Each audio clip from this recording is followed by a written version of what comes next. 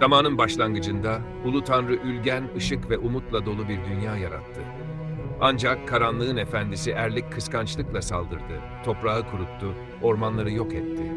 Ülgen onu yer altına hapsetti ama laneti Kürekli Dere'yi kuruttu.